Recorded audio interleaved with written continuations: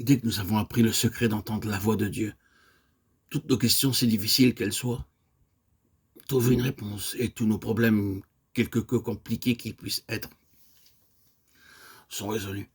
Une fois de plus, nous affirmons que le Seigneur parle. Il est un Dieu d'amour, une personne vivante que nous pouvons entendre et avec laquelle nous pouvons vivre en communion intime.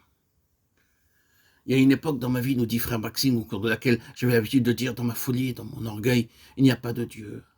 Et je me moquais de ceux qui croyaient en Dieu. Ensuite, un jour, sans me rendre dans une réunion, et sans que quelqu'un vînt me parler, j'ai entendu dans ma propre chambre la voix de Dieu qui s'adressait à moi. Et j'ai su que c'était Dieu qui me parlait. Il a transformé ma vie il y a 40 ans. Je remercie Dieu qui a sauvé un pécheur tel que moi. Je lui rends grâce de m'avoir accordé le privilège d'entendre sa voix chaque jour. Je puis rendre témoignage à sa gloire que jour après jour il répond à mes questions et il résout mes problèmes, quelque difficiles qu'ils puissent être. Lorsque j'ai commencé à lire la Genèse en janvier 1930, je me suis trouvé plusieurs fois à chaque page en face de ces mots. Dieu dit, Dieu dit. Cette petite phrase est répétée 558 fois dans les 5 premiers livres de la Bible.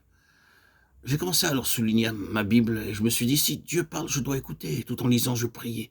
Oh Dieu, mon Dieu d'amour, parle-moi, aide-moi maintenant.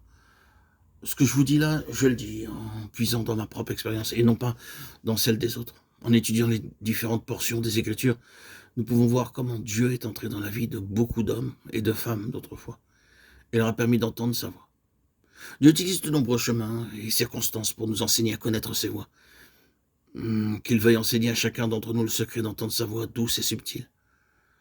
Ce mystère nous est révélé dans Matthieu 17,5 par les paroles venues du ciel. Celui-ci est mon fils bien-aimé en qui j'ai mis toute mon affection, écoutez-le. Ces paroles ont été dites pour le bien des disciples qui se trouvaient avec notre Seigneur Jésus-Christ lorsqu'il fut transfiguré sur la montagne, afin qu'ils puissent comprendre le privilège dont disposent ces enfants d'entendre toujours à nouveau sa voix. Pendant 3 longues années, ses disciples avaient vu notre Seigneur Jésus-Christ accomplir beaucoup de miracles. Et ils l'avaient aussi entendu prêcher, ils l'avaient écouté attentivement. Cependant, lorsque cette voix est venue du ciel, celui-ci est mon fils bien-aimé, écoutez-le. Ils n'ont pas pu saisir à ce moment-là ce qu'il voulait leur dire. Pour eux, ce n'était que des mots et des sons. Ils ne pouvaient pas bénéficier des paroles de Dieu. D'autre part, quelque chose se produisit quand Saül entendit la voix de Dieu.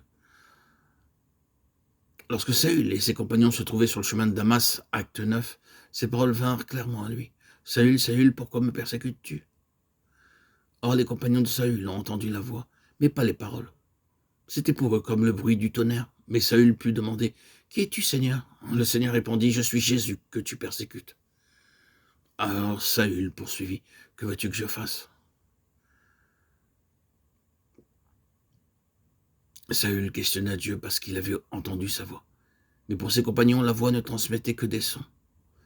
Ils ne pouvaient pas comprendre. Telle était la condition des disciples dans Matthieu 17.